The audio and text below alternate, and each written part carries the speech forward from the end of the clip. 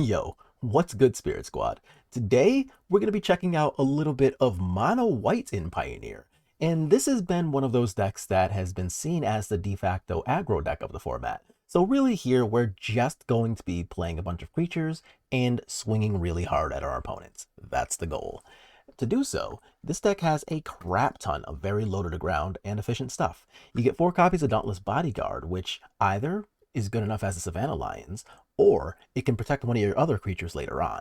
You have 2 copies of Giant Killer, which have double duty here, and the Chop Down is especially relevant against decks like Mono Green that play giant piles of just 4/4s and 5/6s and all kinds of other stuff that would normally outclass your entire deck. The tap mode is also pretty relevant. Imagine you're being the person who's trying to have Curious Obsession on a table, and your opponent is just tapping down that creature every turn with a Giant Killer. Sad times. We've got 4 copies of Hopeful Initiate, and this is probably the best low to the ground attacker in the deck. It's a 1/2 with training, which is not to be underestimated here. And then we've got 1 copy of Kythian. 4 copies of Brave the Elements give us a lot of protection, and we're kind of used to seeing that on this channel since we play Mono Blue and have played cards like Slip Out the Back in the past. So that's going to perform the same function here. We've got 4 copies of Luminarch Aspirant, which just grow your entire deck. It's really good. We also have 4 copies of Sun Gold Sentinel. So this card is the one that I really found interesting. It's a 2 mana 3/2, which is like fine for the curve you're presenting, right? But also when it enters a battlefield or attacks, you get to exile a card from your graveyard. That's going to be especially relevant against things like Kroxa decks, so like red-black midrange. It's going to be great against Greasefang, and these cards are going to be a 4 of in the main. It's pretty good against Arclight Phoenix decks. There's all kinds of applications that Sun Gold Sentinel is going to provide in the metagame of Pioneer. We've got 3 copies of Thalia, and it took a lot to not put the 4th one in. I don't know that we need the 4th one because she is a legendary. You don't want to walk yourself into awkward double legendary hands, but I think 3 Thalia is really good here. And then of course 4 Thalia's Lieutenant, which is kind of the highlight pump spell of the deck, if you will. You play this, all of your creatures get pluses, and all of your future creatures pump this thing too. So Lieutenant, real strong. We've got 4 copies of Brutal Cathar in. God, I do not miss playing against this card with Winota, but here it is. 2 copies of Extraction Specialist, and lifelinking's already pretty good in a relatively aggressive format, but just like getting to rebuy your things like Thalia's Lieutenant or Thalia herself, depending on what you're playing against, is ultra gas, and we really appreciate the value. There's even a 3rd one over here in the sideboard. And then 2 copies of Adeline. So this is a card that I can totally see people playing more than 2 of. And honestly, if you played all 4 in your deck, I don't even know that I'd blame you. She's really powerful. But again, I want to kind of sidestep the legendary rule as much as possible. So I'm going to be starting with only 2. And then after the league, if we determine that we want more, we can always have more.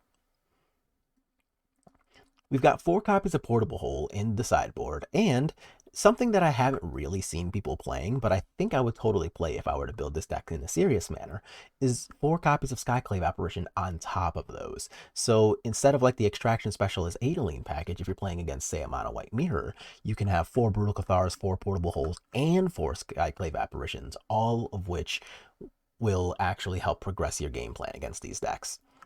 2 copies of Rest in Peace will complement the 4 Sun Gold Sentinels so that you have a little extra game against decks like Phoenix and Greasefang. We already talked about the 3rd Extraction Specialist, and rounding out the bunch is going to be 4 copies of Standard All-Star Wedding Announcement. So this is a card that's come up in discussion quite a few times, and honestly, right in the Discord, we had an entire discussion about Wedding Announcement, the price of it, because it jumped super high, and its applications in the Pioneer format. And this thing primarily has Rakdos' name all over it, right? Because you get multiple creatures in one go. It helps with evading Liliana's Sacrifice because, like, they don't want to use Liliana on a 1/1 token. And then you can draw cards when you attack, which is good. And then an Anthem at the end of all of that is just really strong all around. Just good stuff. So this is going to be the deck that we're looking to play. We're going to be playing 5 rounds of Pioneer in a league as always. And after today's Moxel puzzle, I will see y'all in round 1.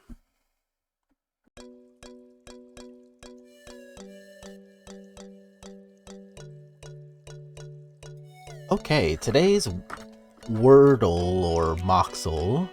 Let's see, where do we want to start today? Let's start with Death again. We have an H and an A. Let's try Havoc. Okay, so we got the A in the right place. That's a good start. Oh, I think there's a magic card called Zafid? Z-A-F-I-D? No, Zahid? H-I-D? Is Zahid a magic card name? I think it's like a big blue flyer. Okay, so it is, but I was wrong. So the H is definitely in the 4th spot. So at least we've gotten to do a little process of elimination there. So it's something A, something H-I most likely? Yeah, the ending's gotta be H-I, I think, with what we have left. So what 2 letters are first and third? Is Makai a magic word? M-A-K-H-I? Is that a word here? That's not a word here. Okay. Is Fashi the name of a magic card? No. Oh, Kashi is what I was thinking of, but that's also not it. So something that ends in Ashi? I think from here I'm just putting in letters, to be honest. I was trying to think of Kashi. I think they're like Kamigawa cards, but I'm just putting in letters. Fuck it. Nashi. Okay. So I wonder what Nashi is. Well, let's find out. Okay, so it's a legendary creature from Kamigawa, new one. Ninjutsu 3/2 for 3, ninjutsu cost is 4. When this thing hits a player, you exile the top card of each player's deck, so you can play one of those cards. And if you cast a spell, then you pay life equal to the mana value rather than paying its cost. Alright, so honestly, that's kind of cool. Yeah, I definitely learned a new card today. I'm also going to look up what Kashi was, because I think I'm right about what that was, but let's go find out. Okay, found him. Yeah, so it looks like Kashi is actually a group of 3 different cards from old Kamigawa, and they're all green, so didn't have the right word in mind the first time. Got kind of tripped up there, but they were the cards I was trying to think of, so I'll take that as a W. And I still have absolutely no idea what Nashi was before coming into today, so I'm going to count today as an L, but at least we got the word I was trying to think of right, so Okay, round 1, we are on the play, so that's a pretty great start with our aggro deck, and our hand is not bad, so let's keep this. Okay, so here we're going to play our land, play our Hopeful Initiate, and simply pass the turn. Into a mirror match, okay. So this might not actually be a true mirror, I could be capping, it could just be, oh, what am I thinking? There's a red-white mid-range deck that basically plays just mono-white, except it plays 4 copies of Kiki-Jiki, but this isn't an Ayorian deck. Okay, so it's definitely just humans, got it. So one thing we can do here on our next turn is either Brutal the Thraben Inspector, but I don't really want to do that in case they have the ability to make it come back. Instead, what I can do here is Thalia's Lieutenant, pump the team, Luminarch Aspirant pumps itself so that this can become a 3/4 when it attacks. This will be unable to block this and this. So I think I'm going to do that, play off curve for 1 turn, and go from there. So we target itself here, and now I get to attack with both of these. And if they want to double block, like Luminarch Aspirant with the Mutavault and the Thraben Inspector, like, I'm certainly okay with that. Okay, so it looks like we're not going to do any of that. Instead, they're just going to sack the Clue probably. Yep, there it is. And now let's see what it is they want to do. Playing off curve also tells them that I'm holding Brave the Elements, which is not true, but, oh, Adeline's not bad.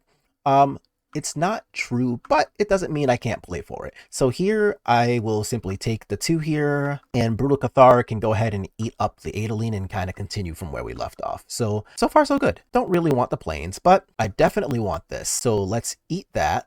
And they're off it. Cool. Let's move to the second game. So I want all of these Skyclaves and all of these portable holes. Thalia has first strike, but I don't really want that.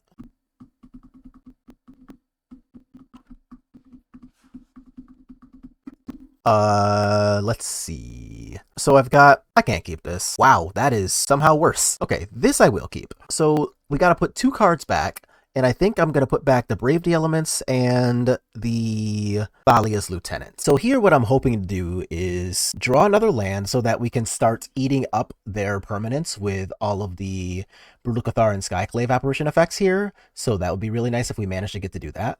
So I could block, and if I block, this could just be a Brave the Elements, which I'm actually okay with. Since I'm stuck playing from behind and I know my hand sucks, I would rather give myself the ability to... Oh, that's fine. Yeah, I'd rather give myself the ability to let my 3-drops kind of take over since I'm probably playing more than my opponent here. But I do still really want the land to make that happen. Adeline again, you got it. So I'm going to go ahead and block the token here, and then we get to untap, hopefully draw a land, and get rid of this Adeline for good. Damn it. Okay, so we'll just make this a 3/3. So now, unless opponent comes up with a Thalia's Lieutenant or a Luminarch Aspirant, I can very safely block Thalia. So there was the Thalia's Lieutenant. Cry about that. All right, sad times. So now I still really want the land, but now they have a mana open for a copy of Brave the Elements, so this still might not work out for us. Oh boy. Let's just go to game 3. So we'll be on to play. We'll have a lot of the same plan, and oh, you know what I just realized too?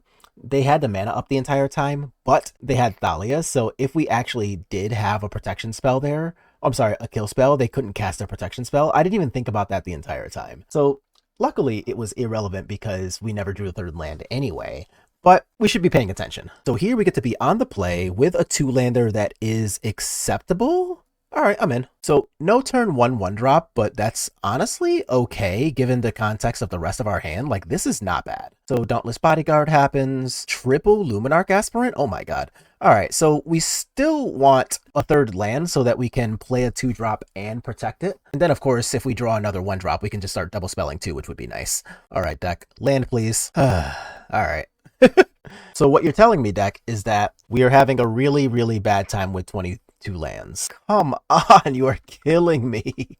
So I realize that I am walking myself into Declaration in Stone like this, but I don't. Well, I guess I could play the Thalia's Lieutenant, but I honestly don't think that's like a real winning line. Instead, I think doing it like this and hoping to fade a Thalia's Lieutenant is one okay way to at least give myself more power and toughness over the extra turns, but now they have... Can I have one of those lands, please? So we take this, go to 9. Well, it is still something.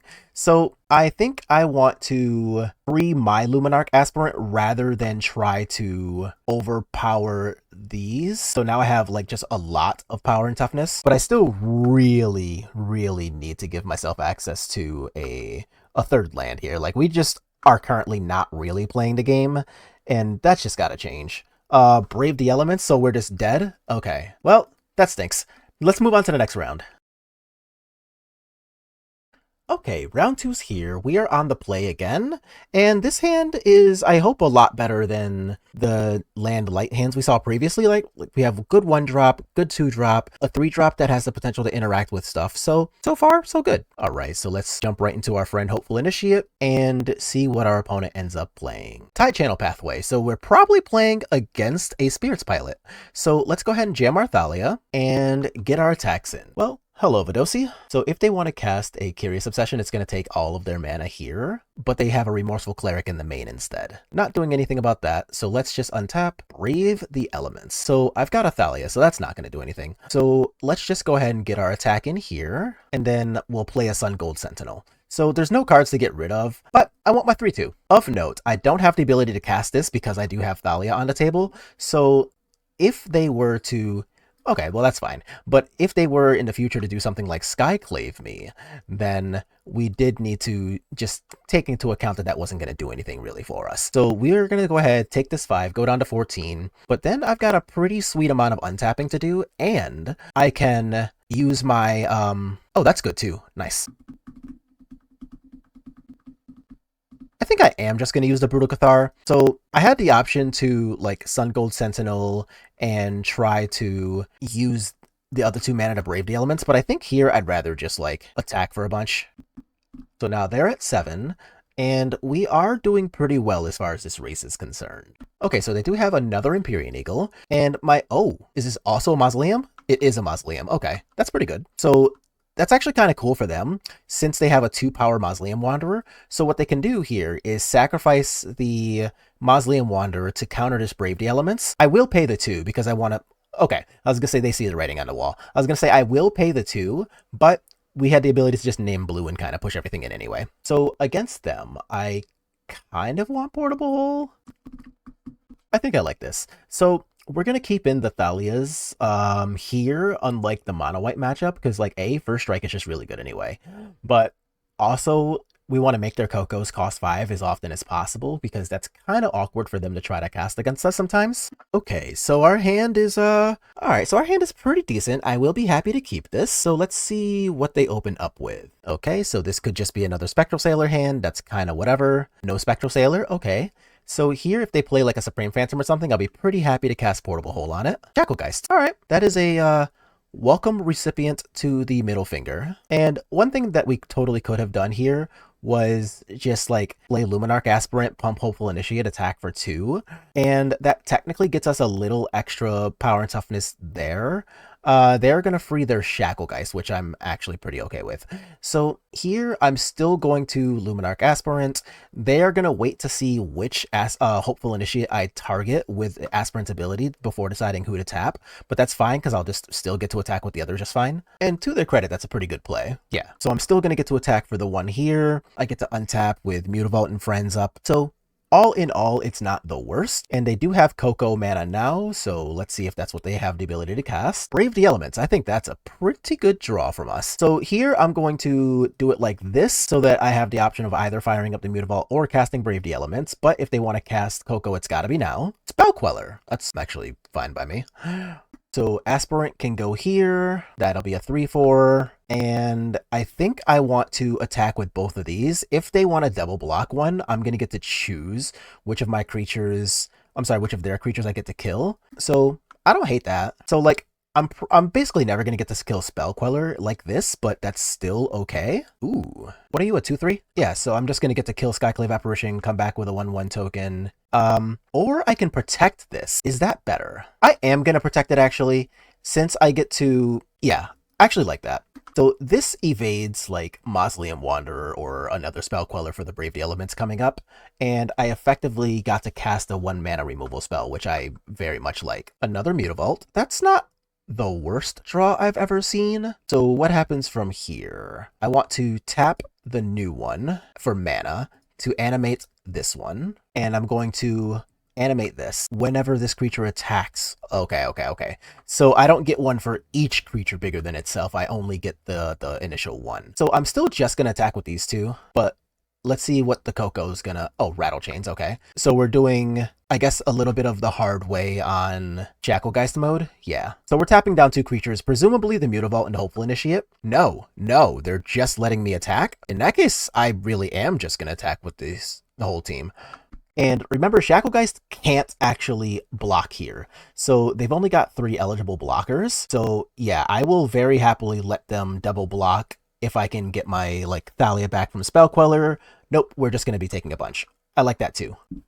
Okay, and a Sun Gold Sentinel is not the worst. So I can activate both Mutavaults, and I will still have 2 mana left over. So I do like that. So now let's see if they want to use Shacklegeist to tap anything down. It looks like the answer seems to be no. So I will just go ahead and put a counter on here for the sake of threatening training. Still nothing. Okay, so I guess we're looking to power up some blocks with a Coco, maybe? I feel like that's still okay with me, though. I mean, a Supreme Phantom is very good for them, and a Rattle Chains. Okay, so they do have a bunch of blockers with the ability to double block, and I don't have a Brave the Elements, which is fine because it would have just walked me into Mausoleum Wanderer anyway. So let's see what we can get away with as far as profitable blocking from.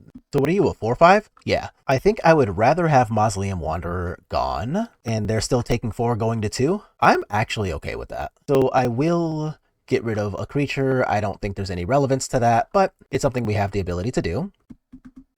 So this can get protection from blue. Oh no, hexproof, not protection. That is relevant. A plains. Okay, so what do I want to do here? This is a 4/5. So I guess I just put the counter on Sun Gold Sentinel and attack with both of those? Sure, let's do that. I don't want to trade this for just 1 creature, so I will... Oh yeah, I'll take a 2-for-1. So they still have 2 cards in hand, which is something I want to be a little worried about. But now they're realizing that the Shacklegeist couldn't block. So what comes in main phase 2 here? Mausoleum, okay. A Brutal Cathar. That's pretty good for us. So let's go ahead, Brutal Cathar. I'm going to try to take away the Spell Queller if I have the ability to. So let's see if this actually resolves or not. It does, and we win the match. Cool, let's keep it moving. Alright, round 3 is here, and we seem to be very good at the die roll today, so that's exciting. And our hand is, much less exciting against the Yorion something. So let's spin into a much better 2-lander. Okay, this is a lot better. So here I'm going to put back Friend Savannah Lion here. Yeah, and we get to start off with Hopeful Initiate, which is, I believe, a much, much better start. So here we get to do this, turn 2 Luminarch Aspirant, and then just kind of go off to the races. Are we playing against a mirror again? We are playing against a mirror again.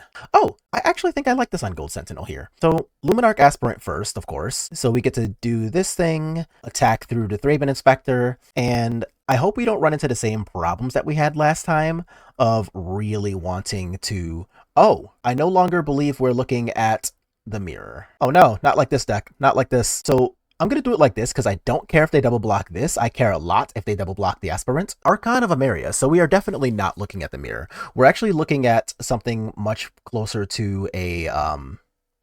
Oh, what am I thinking? Just like a mid-rangey Blink style deck. So here I'm going to put the Luminarch Aspirant's counter on itself, and then that'll enable me to have some really sweet attacks backed up by Brave the Elements. So if they chump here, I'm obviously okay with that. If they want to try to gang block something, that's just not really going to work out too well. Okay, and I want the Archon dead more. Is that true? Let's see. So Archon is a 2/3, which is a little more important and better, but the Charming Prince works much better with Yorion down the road. How much do I actually care about this? No, I think I do care about it, because if I draw another white source, I want to be able to Sun Gold Sentinel plus Brave the Elements. So, and that's obviously not going to come up until much later when I actually have a Brave the Elements, because I'm casting this one now. But it could very well matter a lot. So let's do that. So still very sad about not actually getting the third land, but hopefully that changes soon. Oh, and not a Cave of the Frost Dragon deck, if you don't mind. Oh, okay. Well, thank you. So here's Adeleine. Maybe it's makeup, maybe it's Adeleine. So now we're going to put Aspirant to being a 5 power. I can attack with both of these and get a training bonus on top of having a little friend here. And honestly, the fact that the friends are humans and they pump up Thalia's Lieutenant's a little absurd if you ask me. So what manner of bad stuff is the worst stuff here? I suppose worst stuff would be akin to like some 5-mana sweeper. Iganjo? Okay, I can deal with Iganjo, that's fine. Extraction Specialist, a Prince, that's pretty good. And a Rogran Triumph, okay. Thalia's Lieutenant again. I am very much in for that. So what I'm going to do here is first I want to activate Mutavault with itself so that it gets the Thalia's Lieutenant bonus and then pump my team. Luminarch Aspirant can pump the Adeleine, so if they want to actually kill this, they... No, that doesn't change anything. Yeah, doing it like this, I think, makes life as difficult as possible. So now they don't really have a profitable triple block because they'll just go to like 2 when you factor in the lifelink. So I'm in for this. They can just like chump block everything, and hopefully they don't have like some crazy sweeper to follow up with. But even if they do, I don't think that's just like the end of the world. Okay, so they did go to like 2. Okay, so there's the Kikijiki. Remember we talked about that earlier? Field of Ruin can take care of my Mutavault. Okay, I like that. So Dauntless Bodyguard on their empty hand can take care of Adeleine, and I will wait until after blocks to potentially get rid of a creature, I think? No, I'm actually going to just do this now and get rid of Thraben Inspector so it can't come back later on the off chance that they actually get another turn. Oh yeah, this can go, I guess, here. Drawing a card. What are we possibly drawing to? All right, cool.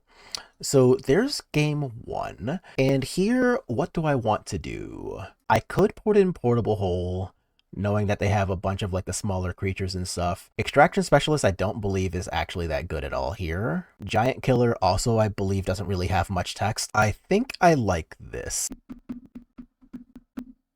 And we have another one-lander. Come on. All right, this is much, much better. So here I want to definitely keep, and the card I want to ship is the second Sun Gold Sentinel. Yeah, and the rest of this I'm super in for, so let's see what happens here. Thraben Inspector is pretty good, and I actually don't hate the Hopeful Initiate here because of the fact that if we, you know, turn 1 this, turn 2 this, we can turn 3 both Hopeful Initiate and Thalia's Lieutenant, so that's a pretty good curve. Getting rid of Extraction Specialist? Wow. Okay, opponent. So I think I actually want to cast Thalia more now. Yeah, let's do that. So the Thalia stops them from having a turn 3 Kikijiki, which is pretty important.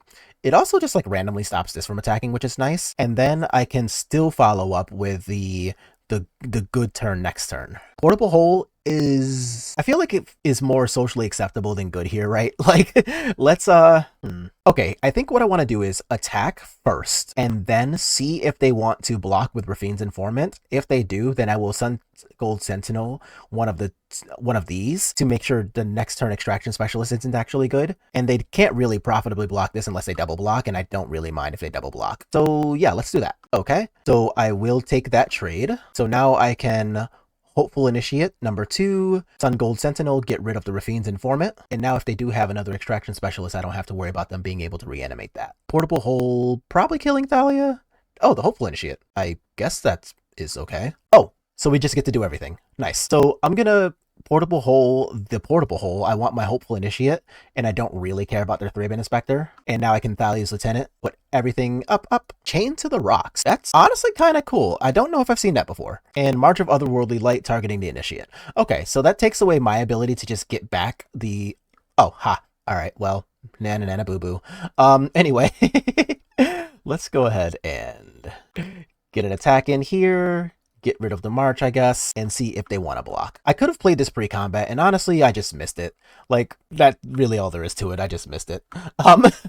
So that's a little embarrassing, but here we are. Thraben Inspector number 2, you got it. And Archon of Emeria, noted. Okay, so all things considered, not bad for the opponent. Let's see what we can draw. Adeline, oh my god, that's really good. All right, well, we get to do that.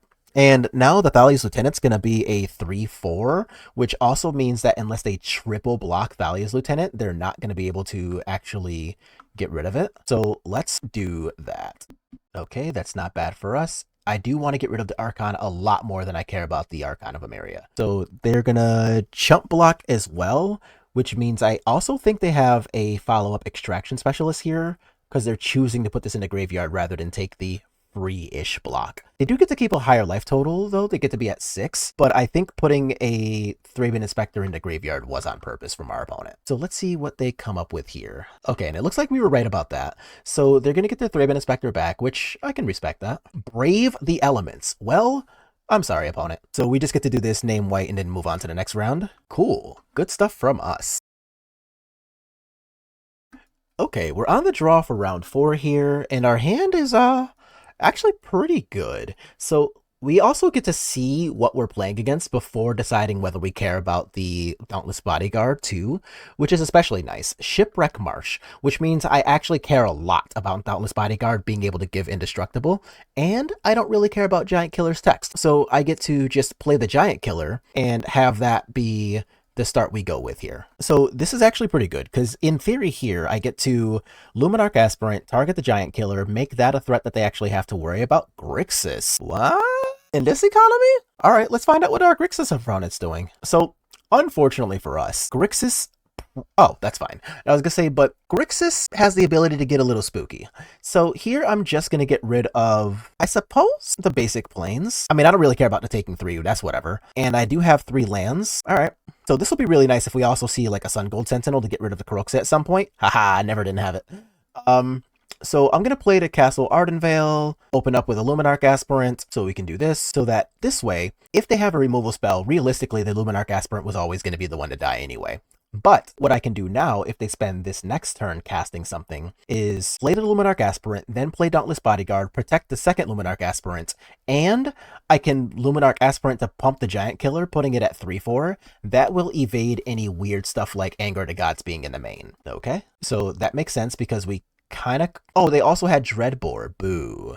Okay. Annoying, but we are still able to... Oh, I can work with that. So there's an Aspirant. Here's a Dauntless Bodyguard protecting the Luminarch Aspirant. So now we're going to make this a lovely little 2/2. And I still don't think we're actually doing too badly here with this. Swift End. Okay, so now if they also have a Fatal Push, then yeah, sure, you got me. Oh, cool. It doesn't actually get rid of the bad text. All right. I actually didn't know that. So now we get to do this. And I will pump the Mutavault. Yeah. Okay. It could get a lot worse than this. And then starting next turn, assuming I draw absolute nothing, I can play Plains and start activating Castle Ardenvale too. Graveyard Trespasser's a little annoying, but honestly only a little. Another black source, and they have 1 card left in hand too. Okay. Oh, nice. Ask and receive. All right, cool. So I'm going to go ahead and activate the Mutavault here because I do want to offer the trade with Mutavault from the Trespasser. Actually, yes. So I'm going to do it like this. So this way I am going to evade Bone Crusher Giant being able to kill Luminarch Aspirant, but I don't mind if they simply make this trade. I do not want to trade off the Aspirant, I think. And I'm also just going to cast this. If they have Drawn on the Lock to counter it, they have it. Okay, they don't. But here I get to get rid of Kroxa, which is really huge. And no kill spells is very surprising. And since they haven't Thought Seized me or anything, they do still kind of got to worry about me having access to something like a Brave the Elements. Oh, they're attacking. Okay. So the drain from Graveyard Trespasser is medium relevant, but I am definitely not blocking. I'm just going to make them have a sweeper. Another Trespasser, that's not a sweeper. So I'm going to 11, which is a little spooky. Yeah, I think I'm just going to put this up, make it a 4/4, and then just kind of keep it moving. Yeah. All right, let's do that. I am also going to attack here. Yeah, so let's get rid of the Fatal Push, I guess. I don't really think it matters which of the two things I get rid of, but getting rid of Fatal Push rather than Dreadbore plays around their potential to even think about having Torrential Gearhulk. And I think I actually want to Iganjo here. Yeah, all right, I like that. You go to 2. I still have my Mutavault, so even if they have some kind of scary sweeper, I still can just like follow up with Mutavault. And the drain and gain for 2 is relevant. They also have the Midnight Hunt Murderous Rider. Here it is. This thing. They have this thing. So they will have a lifelink blocker. Okay. Cycling Xander's Lounge. Don't really care about that. Okay, and they are going to play Friend Lifelinker. You got it. So they can't really attack here because the best they're doing is going up to 3. So we're just going to get to basically run something over this turn. Like this is a 4/4. I can make this a 4/4 and just make blocking a really bad time for just them. That's also pretty good. 1, 2, 3. We are going to get rid of the Graveyard Trespasser just to make sure that future copies can't profitably do the yeah, don't mind that. And now I can Sun Gold Sentinel, get rid of the other Graveyard Trespasser, and so far this still fades a sweeper. So if they have exactly 2 individual removal spells as their only 2 cards in hand, that's still okay because of Mutavault. Corpse Appraiser. Okay, I do very much love that card. All right, cool. So that's going to be game 1 for us. And against these like mid-range piles, I'm going to be very happy about the wedding announcements. I also want the 3rd Extraction Specialist. I don't particularly think I care about Giant Killer. They could be playing Nicol Bolas Planeswalker though. Let's take out the Brutal Cathars, and I still want to take out exactly 1 more card here. I think that will be one of the 2 Giant Killers. Yeah, I'll keep in the 2nd Giant Killer because, oh, you know what? A little late. But I actually should have taken out Kythian, because the likelihood of this deck, the likelihood of this deck playing something like a, oh, well, we saw that anyway, Bone Crusher Giant is so ridiculously high. Oh, crap, did I click Mulligan? Oh, oops, I wanted to keep that. Shoot. Now what? Get rid of you. Get rid of you. Oh, that feels bad. Alright. So, I guess what I want to happen here, then, is they spend a turn killing this, spend a turn killing this, I get to draw land and resolve this, and that gets me to a reasonable path to victory, right? Oh, that felt really bad, though. Yikes. Okay, so we did draw the 3rd land, which is nice. So I am going to go ahead and just attack here first to see if they want to play, like, I don't know, a Fatal Push or something. Okay, so let's cast our friend Thalia, and then see if she dies to, like, a Fatal Push here. And it looks like that is exactly what's going to happen. Okay, and they have a Kiki Jiki to jam. You got it.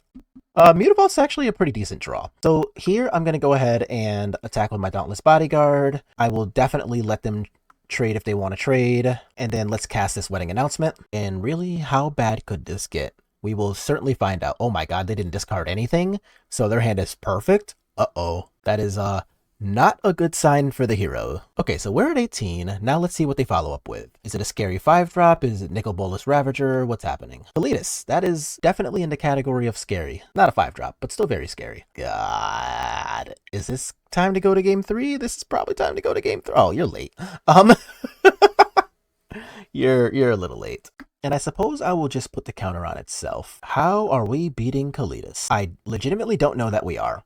So what I can do here is on this next turn, assuming we somehow are allowed to block and they tap mana for some reason, we are technically able to Brave the Elements, or we can pack it up and move to the next game. All right, cool. Game 3 it is. Understood. So, so we see Kikijiki, we saw Kalitas. So let's put some of these things back in. Witch's Vengeance is also a pretty big deal. There, so I'm going to put some Skyclave Apparitions back in here. So these will be able to get rid of things like the Kikijikis, the Kalitas, all kinds of other things. And if they get back tokens rather than the original things, I don't mind that much. No, this won't be able to get rid of exactly the Kiki tokens, the first one anyway, but I think I want that more than Brutal Cathar, because it's so easy for their deck to actually kill things. So it's pretty likely that, like, it might not even actually get rid of, like, a Kalitas, for example. What is this? Deck, please stop this. Okay, that is a lot better. So keep this, and I want to get rid of, Lieutenant? No, Aspirant. So this way, I can cast Lieutenant, pump the Bodyguard, and then Extraction Specialist the Lieutenant back, hopefully making things big enough to fade Witch's Vengeance. I like the idea of that. Okay, and we saw Luminarch Aspirant anyway, so I'm gonna pump the Bodyguard, because I am definitely working under the assumption that Aspirant is not long for this world. Hive of the Eye Tyrant? Okay, that makes sense. We kind of saw that coming. Brave the Elements, unfortunately, doesn't actually do anything against Witch's Vengeance, so it really sucks to be us if they have exactly that. I think I will still give myself a chance to do the best I can if they don't have it. So, like, if they just have, like, I don't know, Kiki or something else instead, then a land or any other human or anything gets us into a pretty decent place. But I am definitely scared of Witch's Vengeance right now. Okay, so it is Kikijiki, so that I'm okay with. We can deal with Kikijiki. So I still really want to land, and we get it. Cool, thank you, deck. So what do I want to do with it? I think I want to just Extraction Specialist into Luminarch Aspirant, and then make the Dauntless Bodyguard a 4/4. That way, even if they do come at us with... Oh, you know what? No. I want Wedding Announcement more, right? These don't make humans, right? Oh, no, they are humans. Does that change anything? No, I'm going to Specialist the Luminarch Aspirant back, and then I can Luminarch Aspirant the Thalia's Lieutenant to make this the 4/4. There. And I think that plays a little better around the Witch's Vengeance, because, like, Thalia's Lieutenant being on the table afterwards is pretty huge, and any human threatens lethal even with Witch's Vengeance now. Yeah, I think I like that. So if they have exactly land, Fatal Push for Lieutenant, and then Witch's Vengeance, then yeah, sure, you got me. And it looks like that's exactly what they're digging to. So hopefully they don't actually have it. If they attack, I will definitely block, right? Like, if they have a sweeper, then I get literally 0 value out of it. But if they don't have a sweeper, then, like, this doesn't change anything, I believe. No, because this plays better around spot removal. No, I'll just make them have a sweeper. Hopefully it's not Languish. Languish would really suck. Yeah, opponent, if you could not have Languish, that'd be great. 5 mana opens up a lot more possibilities, like Burn Down the House or Hour of Devastation. Extinction Event. Extinction Event naming, that's odd, that's even, that's odd, that's even. Sick.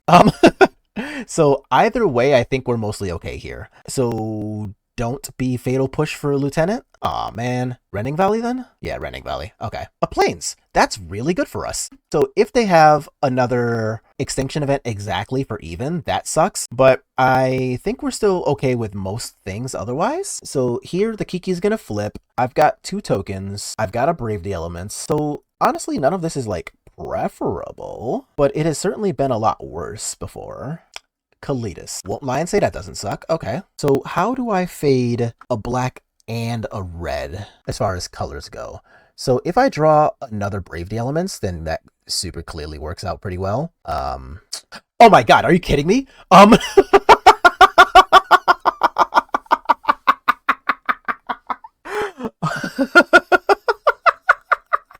right, let's try it.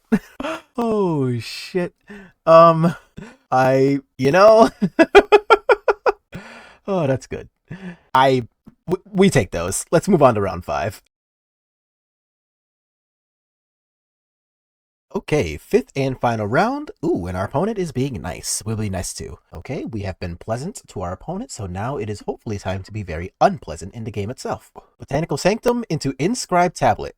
Also, I'm going to read this thing. Reveal the top 5 cards of your deck. You get a land here, and if you don't get a land, you draw a card instead. Okay. So that tells me that they're playing some kind of weird, cool combo deck. I don't know what. Any land?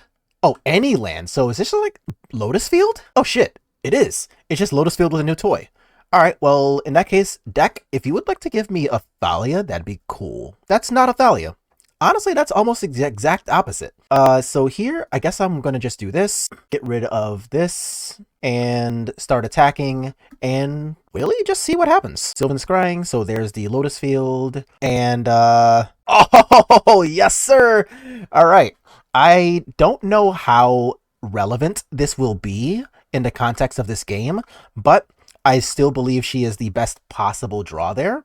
So the hope is that she complicates things just enough for us to finish, and that's the Thespian stage. Okay. A Plains is that good? No, I think it's good, because I can animate here, and then Thalia's Lieutenant, and attack for a bunch. So they're at 3, and we basically just have to not die here, and we have a Thalia to help make that happen. So if they can kill us through Thalia, then they got it. But I think that might actually be a bit of a tall ask. We'll see what happens. It can totally happen. They can win through Thalia, but this is our best chance to be able to get them.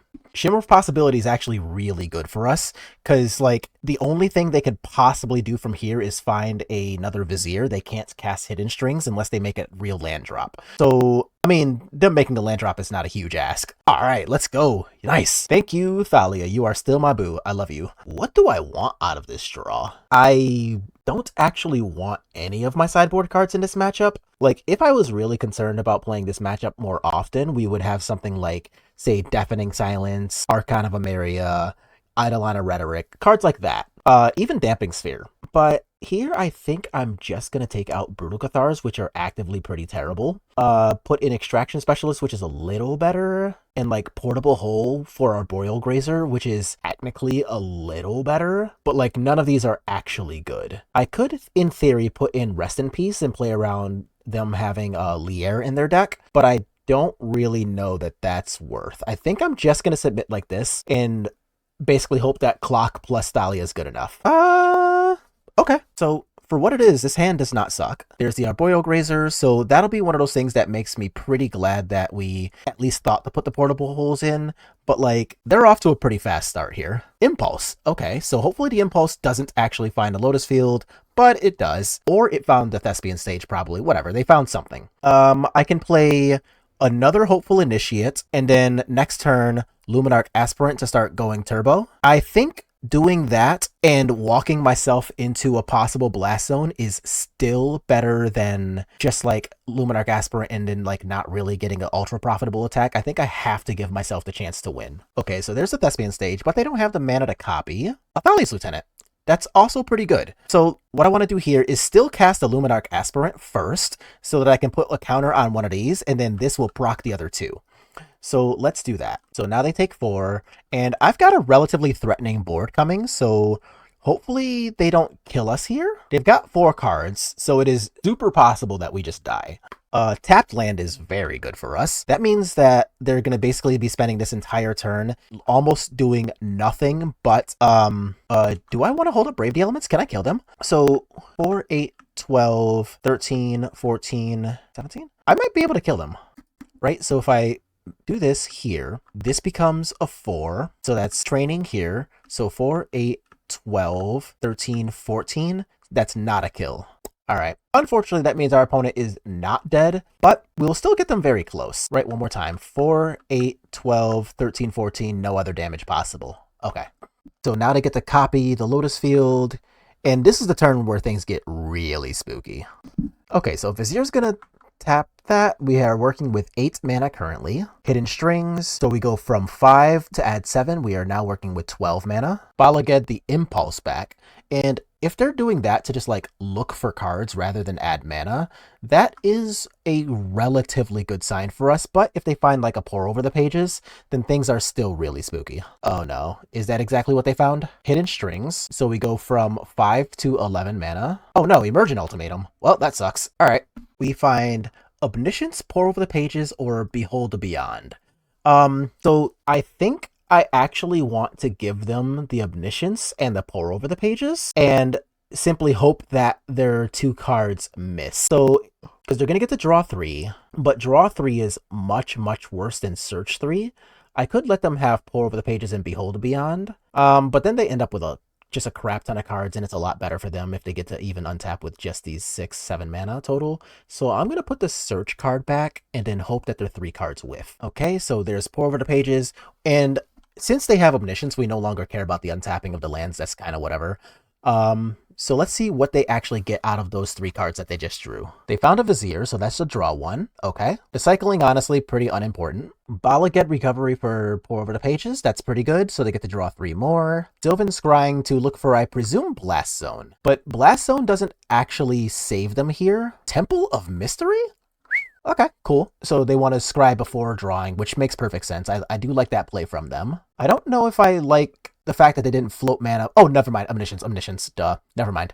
I was going to say, I don't know if I like the fact that they didn't float mana with the lands before casting a pour, but they have Omniscience, so mana just like super doesn't matter anymore. Oh, what's this? We're paying mana. Unless my opponent heard me. Oh no, there's the Lier. Oh no, we talked about that. Are we beating Lier basically ever?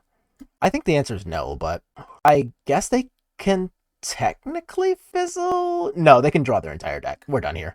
All right, let's move on to game 3. I still don't think I want to put in Rest in Peace. Like, I just don't think that's worth my time here. I just want, like, a relatively high density of threats and a tiny, tiny bit of disruption.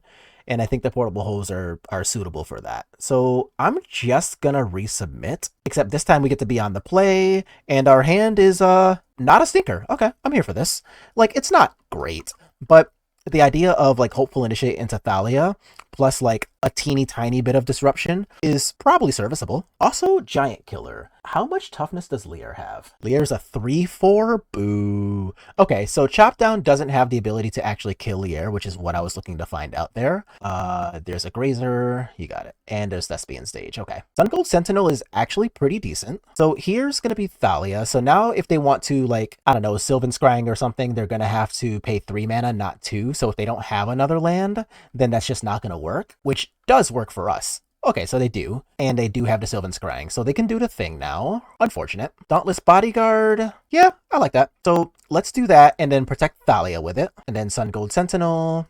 So they block 2, go to 16, and now they can go ahead and do the thing where they, like, float the mana, play the Lotus Field, and then use the mana to copy Lotus Field. So, like, we are in very real danger here, but at least this gives us some kind of real clock in play. So, like, this is going to be one of those games where, like, if they don't kill us right now, then they're going to be the ones who die. And here I think I want to protect the Sun Gold Sentinel. Okay, so now things are spooky. They still have to work through Thalia, and this time it's indestructible. So there's a lot of real work to be done on their end, but it doesn't mean it can't be done. If they come up with something like, I don't know, a -X spell instead of an actual kill spell for creatures, then I'm still in some relatively spooky waters. And another Thespian Stage. Okay. I legitimately don't know what I'm supposed to be playing around here, so if there is something instant speed, then I think I am just going to walk into it. Yeah, I'm almost curious as to what they even could have. Oh, nothing. All right, the answer is nothing. Cool. All right, well, we've played our 5 rounds, and honestly, that was kind of fun. I expected to like this deck a lot less than I actually did end up liking it, which is always nice, right? Like, you go in, you expect the games to kind of go one way, but you end up having just much more fun than you thought you were going to have. And a lot of it's because, like, this isn't necessarily point and click. Even if you only win via attacking, it's still, you have a surprisingly high amount of disruption, right? Like, you have the Dauntless Bodyguards to make sure things are indestructible. These things can be disenchant sometimes. The Thalia is pretty disruptive against a lot of different decks. Extraction Specialist has a ton of play against decks that are trying to beat you via removal. We have extra removal, so we have to decide how much to board in versus certain matchups. And all of that added up to an experience where I just genuinely had to, like, think about things a lot more than I thought I was going to in this league. And that was pretty sweet, not gonna lie. I would play this deck again. So things that I would change, I think I would take out the 2 Giant Killers, maybe, or the Kythian. I don't really care about Kythian being able to transform. I feel like you're already winning when that happens anyway. So I'd probably take out the Kythian for just like a 23rd land. We did have, and the land would just be a basic plains. we had a lot of scenarios where like we just really needed that third land so that we could do things like Brutal Cathar, Skyclave Apparition, Wedding Announcement, or just like spell plus hold up Brave the Elements.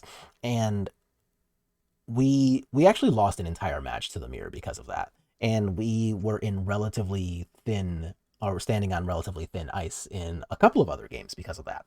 So I think that's really the only change that I would make here. I liked most of the sideboard things. The wedding announcements were like fine, but honestly anything that generated a little card advantage would have been fine in that spot. So like if you want to play like shit, I don't know, there's a million options. Like even something as like low down the list of things you could play as like Gideon of the Trials would have worked there. Like just about any decent 3-drop that generates card advantage would have been fine there. But Wedding Announcement making specifically humans is super huge with Thalia's Lieutenant. So I understand why that is a popular go-to here, even though I did question it when people were talking about playing it in the main. I don't know about all that. Like playing Wedding Announcement in the main deck when you're not guaranteed to go against Rakdos every round with Thalia in your deck, I don't like that. But I do like them out of the board. I've also seen a couple of lists with like Gideon Ally of Zendikar in the 75, and that's another card I can totally get behind. But here, I think I would keep this exactly as it is. The Sun Gold Sentinel is not always a 4-of in the main, but I think that card's really relevant and good. There's a lot of decks that depend on the graveyard or just like accidentally get a bunch of value out of it, like Mono Green has Storm the Festival, which you certainly appreciate not being flashed back. You know, Rakdos has cards like Kroxa and Tenacious Underdog. The Lotus Field deck that we just played against has all of the spells that can flash back with Lier. There's a lot of just like accidentally good value you can get out of Sun Gold Sentinel. And even though the protection effect is like hexproof, not actual protection, that's the second time I think I've done that today, and it's honestly just like not actually good, it's still an upside. It's still like a free bonus that you have access to. So I think I will be sticking around the Sun Gold Sentinel. I like that card, especially in a field that contains a pretty decent amount of cards like Greasefang. So like when it's good, it's great. And when it's medium, it's still fine. So I think that's exactly the kind of card I would want in this deck, especially since like it auto procs things like Hopeful Initiate just like by itself for at least a couple of turns. And that's still pretty big game too. So were I to play this again, I would literally keep everything the same here, except I would turn that Kythian into another Plains and maybe change the Rest in Pieces into copies of like Remorseful Cleric, since you still just want to be attacking all the time. Like Remorseful Cleric a lot of times won't feel like you're taking a turn off, and it plays a little nicely with Extraction Specialist, which is cool. Speaking of which, another thing to maybe do is like find room for like Selfless Spirit maybe to evade sweepers. That might be pretty good instead of like 2 of the wedding announcements. So like you can protect your copies of Luminarch Aspirant against, you know, just removal spells because they will be pointed at Aspirant all the time. Protect your Thalia's Lieutenants and protect yourself against Supreme Verdict because in bigger tournaments, blue-white control is still a real pillar of the format. And of course, I'm gonna say to put a spirit in the deck because why not? But like, jokes and memes aside, I think Remorseful Cleric might be a little better for this archetype than Rest in Peace because you do just want to be attacking, right? Like, if your Greasefang opponent is in the middle of dirtling and you play Rest in Peace on turn 2, well, either way, the same cards are gonna be vulnerable to like Witherbloom command, so that's whatever. But if they're dirtling, Remorseful Cleric does something, it attacks, and Rest in Peace is like certainly a much better graveyard hate card, but it doesn't give you the benefit of attacking, which might be the difference there. So I think I would want to play with this deck a couple of more times before making that statement any kind of like recommendation or fact or anything, but I think that's going to be my input there. But overall, good times. Like I said, I'd play it again. But that's going to be it for today. Lots and lots of fun with this deck, and I hope to see y'all on the next one. So as always, if you like what you're watching, make sure to click like, let me know, subscribe to the channel if you haven't already done so, and I'll see y'all on the next one.